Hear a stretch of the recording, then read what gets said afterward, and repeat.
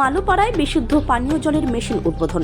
শুক্রবার এক বিশেষ অনুষ্ঠানের মাধ্যমে বালুরঘাট শহরের মালোপাড়া এলাকায় বিশুদ্ধ পানীয় জলের মেশিন স্থাপনের কাজের সূচনা করলেন বালুরঘাট পৌরসভার চেয়ারম্যান অশোক মিত্র।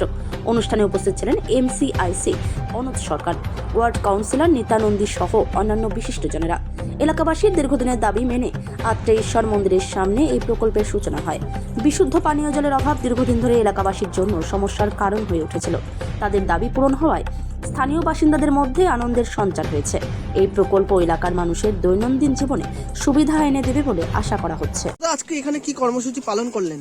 আপনারা জানেন যে বালুরঘাট পৌরসভার পক্ষ থেকে যে বিশুদ্ধ পানীয় জলের মেশিন আমরা বিভিন্ন ওয়ার্ডে বসাচ্ছি এবং বিভিন্ন যে অফিসিয়াল যে প্লেসগুলো রয়েছে এবং পাশাপাশি মার্কেট কমপ্লেক্স রয়েছে সেই সকল জায়গাতে বসানো হচ্ছে।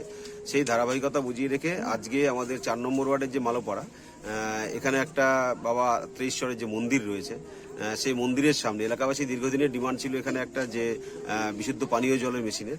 তো সেই প্রস্তাবটা যখন আসে, এখানকার যিনি ওয়ার্ড কাউন্সিলর রয়েছেন নিত্যানন্দী মহাশয়, উনি তৎক্ষণাৎ তার উদ্যোগে এই বালুরঘাট পৌরসভাতে যখন এই প্রস্তাবটা আসে, আমরা তখন সেই বিষয়টার যা টেকনিক্যাল প্রসিডিওর ছিল সেগুলো কমপ্লিট করে তার ওয়ার্ক অর্ডার দিয়ে দিয়েছি।